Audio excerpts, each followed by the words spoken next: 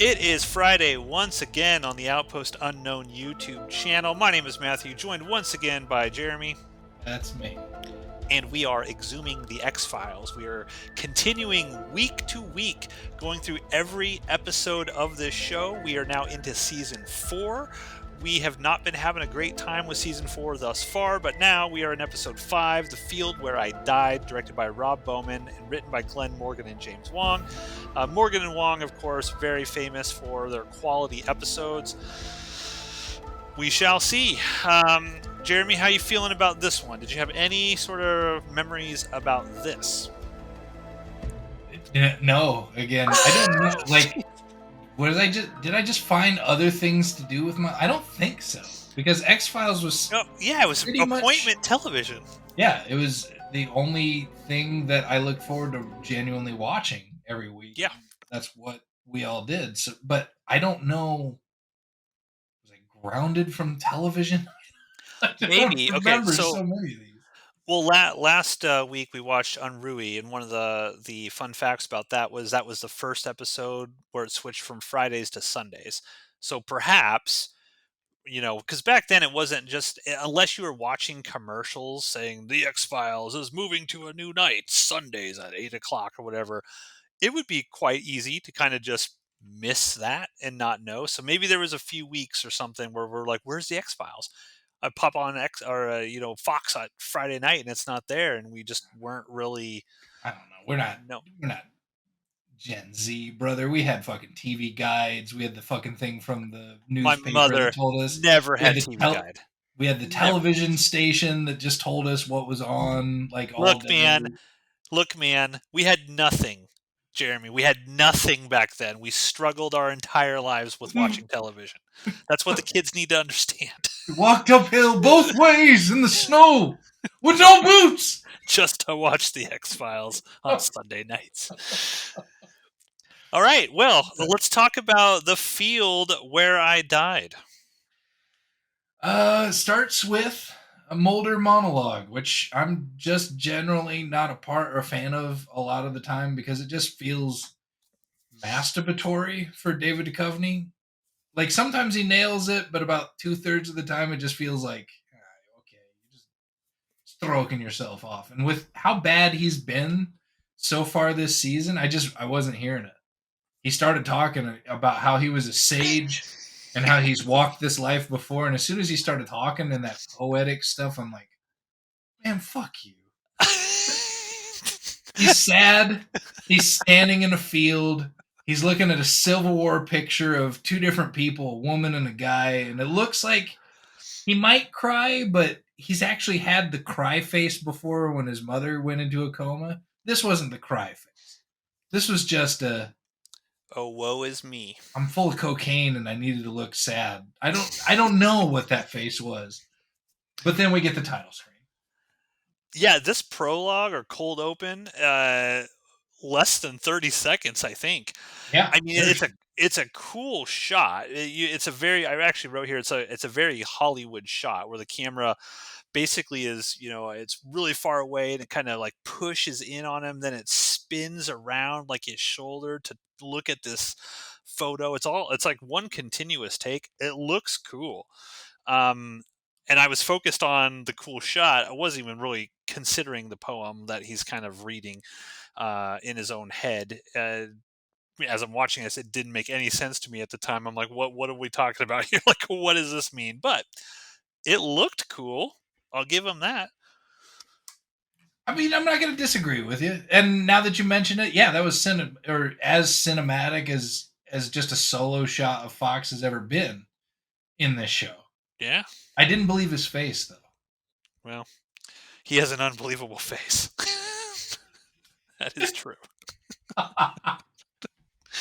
All right, so we get past the title screen. Federal agents, we are armed, and then a door just busts in. ATF just busts down the door of the Temple of the Seven Stars. They're running into rooms, like telling people to get on the ground. Thankfully, nobody's shooting back at them. And this was during a time where we had Waco going on. Yeah. You kids need to probably look up that piece of American shame. There's a really good Netflix documentary about that. the Branch Davidians in Waco and how all that went down. But yeah, and then we had Jonestown. I think that was what towards the Yeah. end of the '70s. That specter still kind of loomed in our pop culture, and so and then we had on the other A lot side of of that, cults. 90s were big on cults. Remember Heaven's Gate? their You know, website is still up. is it? Oh wow. It's being kept by one person who Oh, did not get on the spaceship with the suicide. oh, okay. I'll link it in the description below, folks. Go check out the Heaven's Gate. Does it still look like Oh GeoCities? yeah, yeah, Oh it's a hell bad yeah! bad You website. got to send me that link. I want to check it out. Right. So for some reason, Mulder and Scully are tagging along with the ATF, and they say something about somebody tipped off Ephesian, whatever the fuck Ephesian is at this moment. And then Mulder sees this door, this glass door or metal screen door. So it looked very cool. It like Yeah, had this thorn wrapped nail in the center of it, and he kind of goes mushy in the face a little bit. Like I need to something is telling him I need to go out here. The cloud of bullshit is descending from the ether to tell Mulder that he needs to go through that door. And he goes out through the door. There's a bunch of SWAT just like beating the bushes around the outside of the house.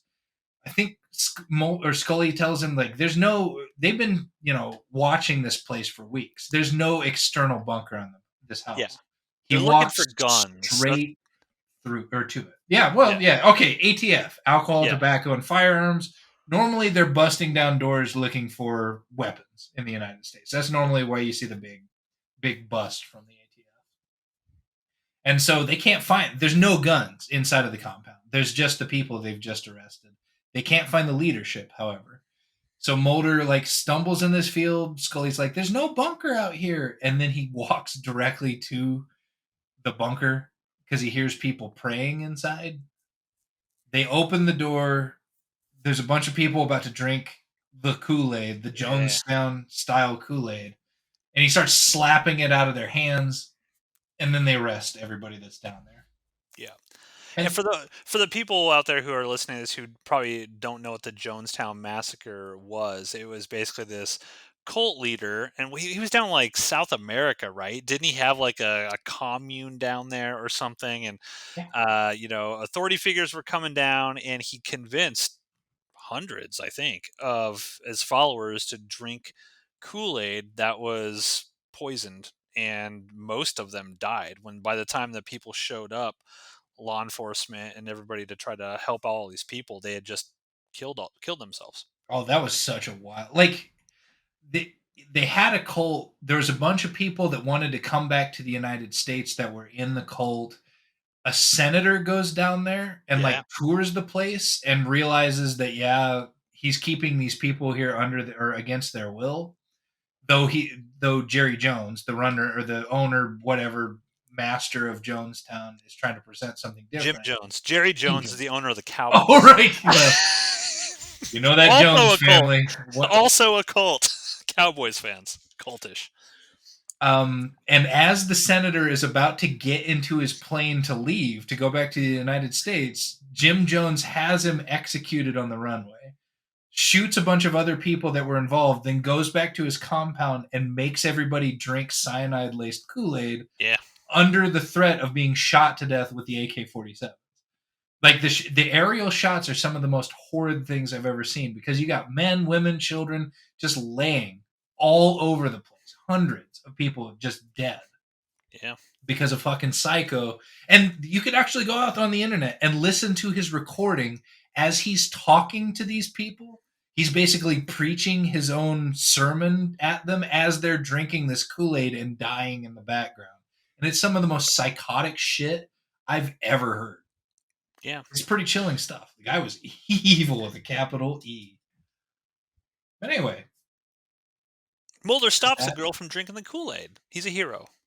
And then we have this really cool shot where they book all of the people and they're doing the front shot, side shot. They're flipping through the photos of all of the Yeah. leadership. And they start with the leader and they just gradually get more sane as the pictures go along. But the first few people that they take pictures of are clearly all fucking crazies. And then they finally get to the first person that looks semi-normal. They're like, let's talk to her. Um, they don't basically they talk to Skinner. Skinner's pissed off that or the ATF is pissed off they found him. Skinner's pissed off that they only have like so much time to find these guns while they arraign this guy. They're just gonna have to let him go because they've got nothing else on this cult leader Yeah. wacko. Skinner's like, we got to release these assholes unless we find these guns. And he's like, and as soon as we release all of them, he's going to have all of them drink the Kool Aid and they're all going to die. So they go and talk to this semi-normal looking girl.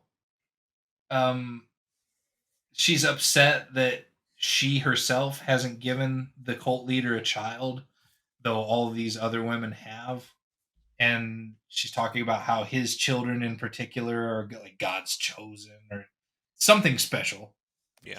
some crazy shit. And then they start asking us like, well, what? I'm going to take a pause here and say that the reason that the ATF moved entirely is because of somebody doing a bad impression of Gilbert Gottfried called into the ATF and said they're doing things to kids and they're doing things to with guns and you just got to come out here and bust them, and then hangs Yeah. up on them, and they use that as evidence to bust up everything, which was pretty weird. So they're talking to this girl, and as soon as they start talking about what are they doing to the kids, she turns into this bad Gilbert Gottfried impression, Yeah. and they realize that she has multiple personalities and they're used to protect or compartmentalize all of the abuse that she's both witnessed and suffered at the hands of this cult. Well, Scully thinks it's split personalities. Mulder he doesn't buy that because that would be based on science. Oh yeah, he And you can't believes have that that. it's the soul of somebody from the past. It's a past life person. Yeah. Does he believe that about Gilbert Gottfried? Yeah. Oh, He's in a cult of his own bullshit cloud, right, Jeremy. right. It descended upon him and he started huffing the fumes of his own farts. All right, so they decide that they're going to bring just her back, even though Scully's like, there's no such thing. There's no real evidence that multiple personalities exist. Um, Scully's kind of biased against allowing Mulder to use that as evidence with Skinner to go ahead and continue investigating her. And she's really actually mad at him because she's like, Yeah. you don't believe that either. You're just using her because you believe this past life bullshit and you don't care about the person herself. You don't Yeah. care about the trauma she's going through. You don't care that she's mentally disturbed. You're just looking for a means to an end because you see something else here for you. Yeah, she rightfully calls him out on his bullshit, and he straight up says because she's like, well, you just lied to Skinner about all of it. He's like, well, he wouldn't have believed me. Like he just straight up admits, yeah, I just lied to Skinner's face to do this thing that I think might be a thing.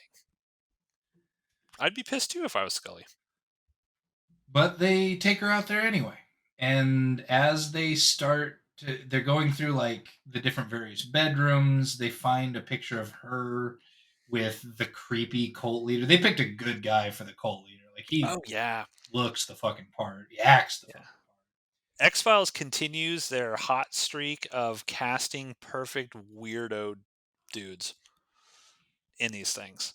I mean, they do a great job casting the villains. And so they figure out that what is it? Scully asks if kids are being hurt while they're looking at the pictures, and she's starting to lose contact with reality. Yeah. Then Gilbert Gottfried shows up and just sends the children away because they're talking to a child personality. They ask Gilbert Gottfried where they hit the guns. He doesn't really know. So she kind of does the same thing Mulder did in the beginning of the episode with the glass door. She sees the glass door, she sees the nail in it, and she kind of goes into that trance where she walks out into the yard and everybody just follows her. Hmm. And then it sounds like she's reading from a letter that she wrote during the Civil War. Yeah, she gets that Southern Belle type of accent. it's it's weird. Like, Yeah, I mean, basically, she's just, because the whole episode is, of course, Mulder's right. There's some sort of weird past live strange shit going on here, but she's like channeling. It's a little confusing to me. Is it because later on, and I'm sort of jumping the gun here a little bit, but Mulder goes under hypnosis and he starts talking about, I remember when what he was a woman in Nazi Germany, and like the cigarette smoking man was the like a Nazi officer and stuff like that. And it's like the souls of each person, like a human being. Let's say when you die, your soul just kind of becomes part of a new person. So you could be a woman, a man, whatever, throughout the course of history, and then somehow, and I'm not exactly sure if the episode really explained how this is happening, but like Mulder can kind of sense because he gets this connection with this Melissa girl. Like he's really into her in a way that he's like, I this girl and I are connected, and it's not just because I showed up with the ATF at her door. It's because I know her from a previous life. And then when she goes out into that field, the same field that we see Mulder in at the cold open of the thing, she's talking about essentially him. Like Mulder was her Confederate soldier lover back in the day, and she watched him die in that field. And Mulder, of course, believes it. Whole, he doesn't question it at all. And Scully's like, "Are you fucking nuts, dude? Like, this is not real." But Mulder is all in. I would have accepted that in this episode at face value if there was any chemistry or anything going Yeah, on between Mulder and this Melissa gal. Like there was some sort of connection, there was some sort of bond, there was something that happened that bring them close together, but we never see it.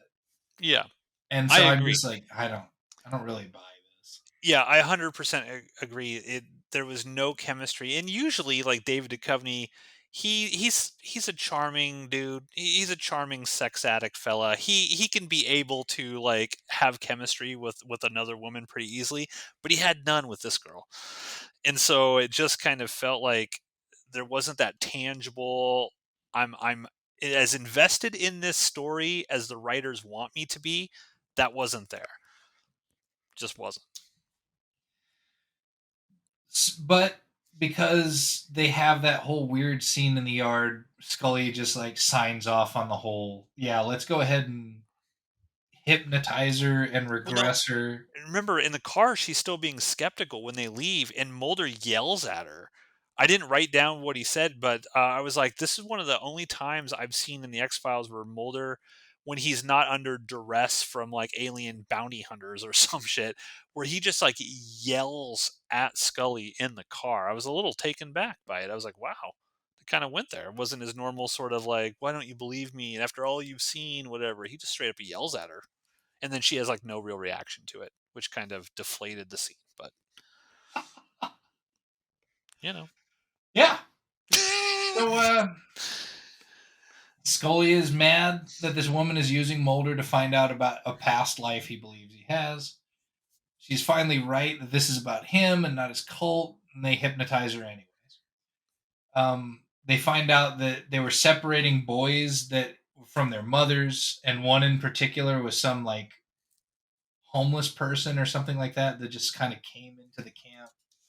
They separated the boy from the mom. They said the boy, they like started worshiping the boy as something good and kept her away because she was unclean, but she still loved her son, so she stole some Butterfingers from the cafeteria and like met up with him and like hooked him up with the Butterfingers, and they caught her doing it and they beat her badly in front of the son.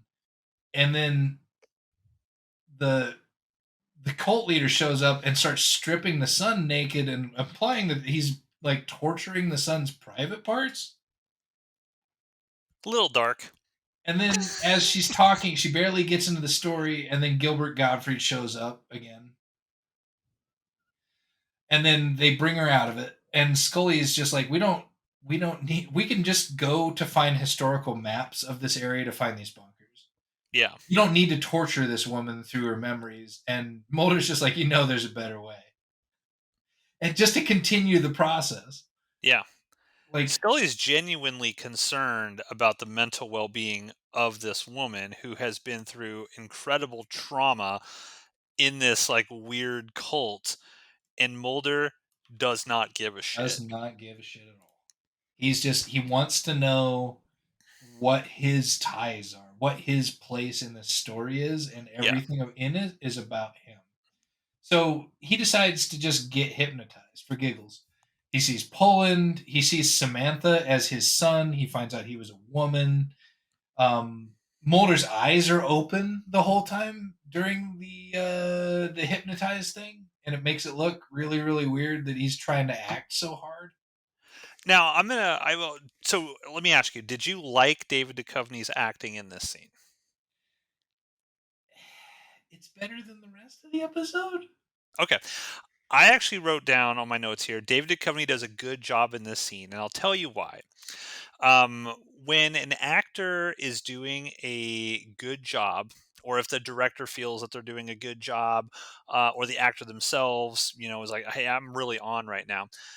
I always look for, especially when there's like a long monologue, right? So David Duchovny's given this long story about all this stuff, and it's cool. Like what he's saying is interesting.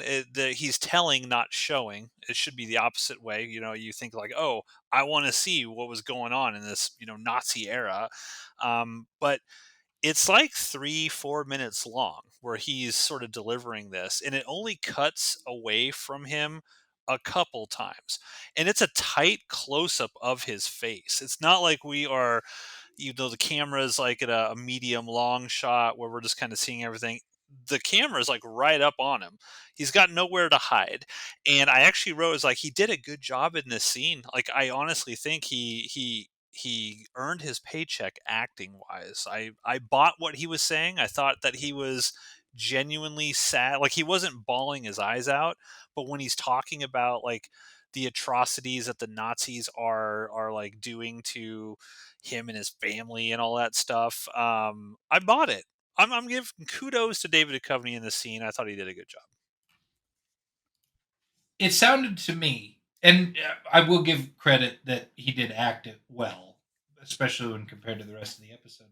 But with the incorporation of Samantha, of the cigarette smoking man, and he even Mhm. mentions that Scully was some sergeant at one point, Yeah. it almost makes and I think it was maybe purposefully written this way, that he's incorporating all of these things about his life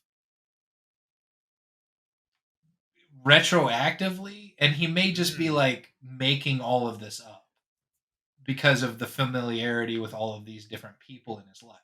Yeah. See, And I took it differently. I took it that this was, and of course, the episode does not explain this at all. It doesn't give you an answer as to whether this is this way or this is not this way. Kind of left up to your interpretation. But I interpreted it as these people who are so like integral to your life, they will be there integrally in your life in the next life. So, like, for example, if you and I and everybody, everyone that we know that we're very very close to drop dead, and then we're reborn into new people a generation later or whatever, those souls that have connected, and have bonded over time or whatever, will find themselves again in the next life. You might just look different. You might be a female instead of a male, or you might be a dog instead of a human. I don't know, but you would still find those souls would find each other throughout time.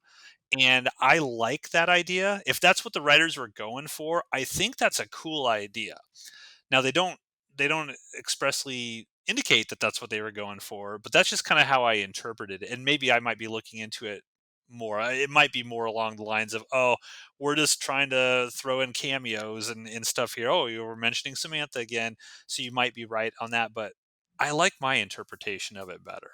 I think that's a very cool interpretation, and I like movies that and shows that do that. the one that comes to mind is a movie I believe you hate. It's called Cloud Atlas Oh my that god. explores what you just said to death. And yet I hate it. He's so good. Get out of False. here. All right. So, and secondarily, he mentions the cigarette smoking man as a a dude in a German concentration camp, right? Yeah. He literally says evil returns as evil, which I Okay. thought was a cool line because he's evil back then, he's evil now, and his soul will always be evil essentially. Listen. Spoiler alert. In like 2 or 3 episodes, we find out that in 1963, the cigarette smoking man shot JFK in the fucking head. Unbelievable. In 1963, he was contracted by the US government to do that in secret. He was a captain rank, which would have put him at the earliest 21 years old. Probably more like 23, 24, 25, because he would work his way up through the military, get through that butter bar, get through the silver bar, then get that captain rank. But let's just, for the sake of argument, call him 21. You know what 63 minus 21 is? 40 something? I'm terrible at math.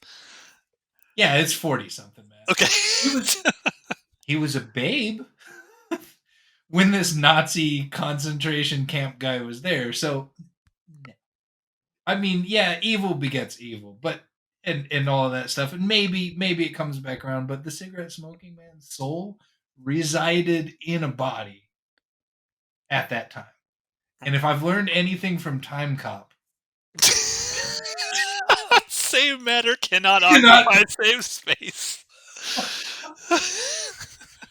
All right. So getting back to, we've gotten well off the track. Yes.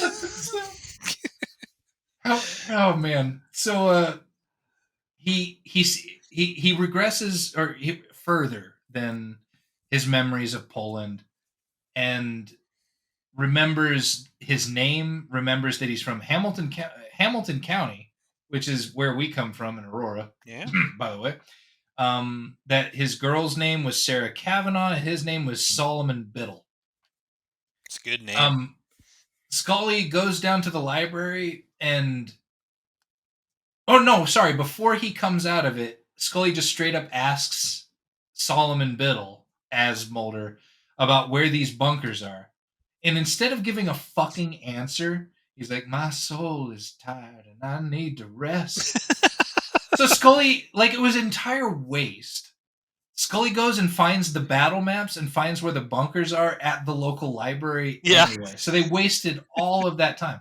She also finds both the name of the people that Mulder said from the 1800 registry, which just happened to be out there. Like, have you ever walked into a library and just seen, like, town registry 1830, just in big bold letters just sitting there? But, sure enough, she finds the pictures of both Solomon Biddle and Sarah Kavanaugh, and he hands them to Mulder.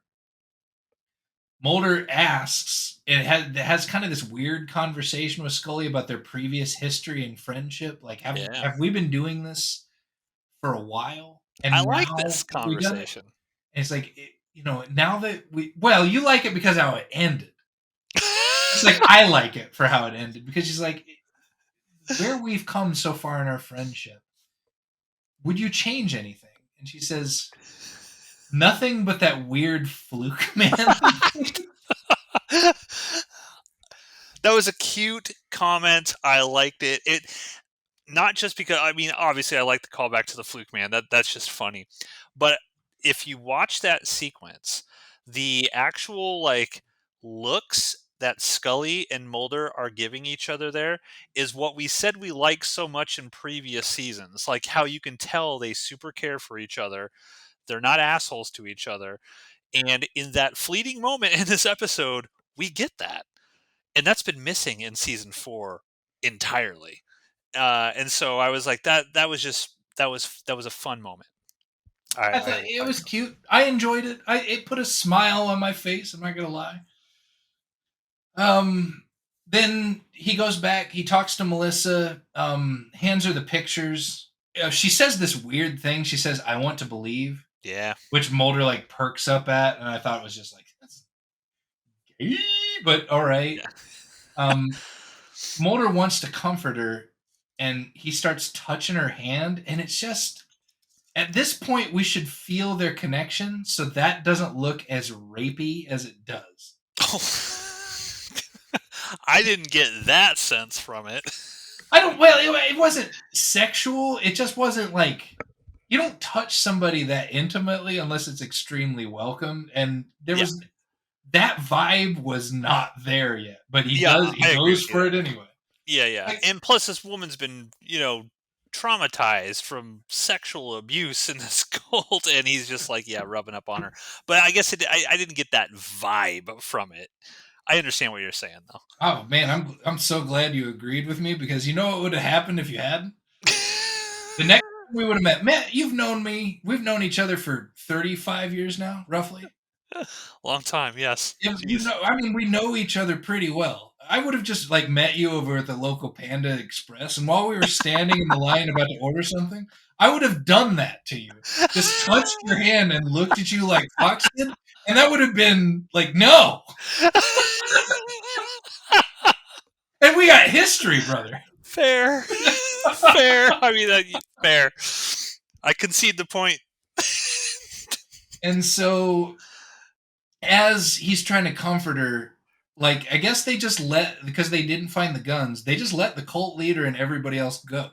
They don't escort them Yeah. out of the police station. They just let this cult leader and his followers walk around in the police station, just open the door and like, hey, Well, Skinner bitches, said, bitches leave. yeah, Skinner was pissed. He's like, if we don't got something, we have to let him go. And they let him go. They return to the compound to a bunch of jubilation. Everybody's happy to see the cult leader is still there and everything is okay. Except for he looks over in his yard and there's a bunch of ATF walking around just off the edges of his property, still looking for that weapons cache. He immediately gathers the whole cult together in the church in the center of the compound and starts just passing Kool-Aid out, barricading the doors. They get a couple of weapons and they start aiming them out the windows. And that's when they apparently bugged the whole place. And so they open up this communications channel to whatever's going on in there, and he's like preaching about how they're going to kill themselves. He's actually quoting some scripture that's specifically about sacrificing themselves for something else. Yeah. And so they send the ATF to stop looking to go, I guess breach the church, but it Yeah. was done in the dumbest fucking way possible. Like they're just sneaking through an open grass field with a bunch of 9 millimeter submachine guns, like walking into the broadside of a fucking ship with cannons aimed at them. Like they weren't going towards a door. They weren't moving tactically. They were just kind of slowly wandering through this field until they just started getting the shit shot out of them by the guards that were inside the church, which I thought was like that was pretty stupid. Yeah. But then, as they're drinking all this Kool Aid, Mulder decides he's just gonna stand up in the middle of this crowd of cops in this hail of bullets just raining down on him. Holds his arms up and then starts walking towards the church. But about halfway to the church, they get this camera shot where they're just panning across the floor, and everybody's dead. The kids are dead.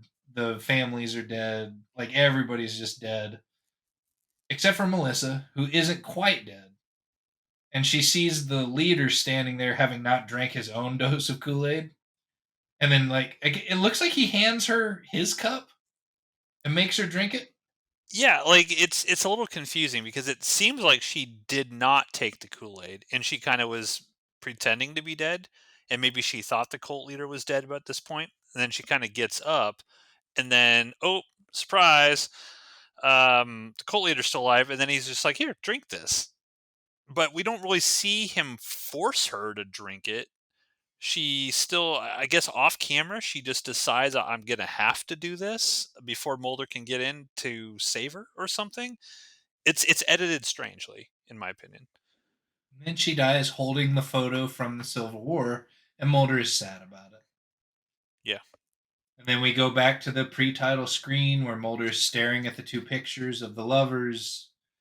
How he's treaded, he's having this poem, and the poem finally makes sense, and it's actually kind of neat at the end that that he's treaded these paths in the past, that he's a sage. I wish I knew what poem he was quoting because I'm sure that wasn't written by somebody in Chris Carter's writing room. And that ends the episode for us. All right. So, what'd you think of this one? I liked it. I mean, the bad guys were crazy. There was less of the cloud of bullshit floating around Mulder than normal because everything was fairly well cut and dried. As they didn't focus on it too much.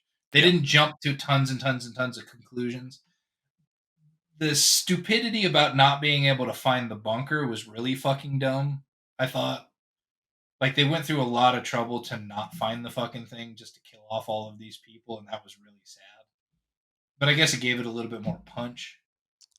But I see what you did there. but the only thing that I really disliked about it, the only thing too that I found that was just completely unbelievable was the connection between Mulder and Melissa. It Yeah. wasn't there. It could have been. It should have been, and it would have made that last scene where he's standing there really really sad mean something, and it just kind of didn't for me. I think it would have been kind of cool, and this just popped into my head, so I don't know how they would have developed this or anything like it. I think it would have been cool if they would have had both Mulder and Scully experiencing this weird thing, and then you kind of realize, or they realize that in a past life or something they had a connection. Because I think if David Duchovny was able to act opposite Gillian Anderson in this kind of thing, it would have come across as way better and way more interesting, even early on in the show. Because at this point in the show, obviously Mulder and Scully aren't together. We find out later on down the line, of course, that, like, I don't know if they get married or what, but they become boyfriend, girlfriend, whatever. But I think it would have been kind of cool to, rather than always focusing an episode on one person is experiencing the thing and the other person is, not, and then how they're dealing with that. What if both of them were going through this kind of weird thing and they both had to try to navigate what these feelings would mean to them? I think that would have been kind of cool. Again, I don't know how they would have done it. Just the idea of that is kind of neat to me. um, I thought this episode was, again, it was all right. I feel like I wanted to like this a lot more than I ended up liking it. Again, I just think Mulder is dragging this season down for me. I like some of the acting moments with David Duchovny in it. I thought the concept of this was just kind of interesting for an X Files episode, but he's just basically traumatizing this poor woman for his own selfishness. And that's ultimately what he does in this episode. And it's like, well, I'm supposed to feel super sad for you because I guess this was your soulmate back in the Civil War days and maybe throughout time. Who knows?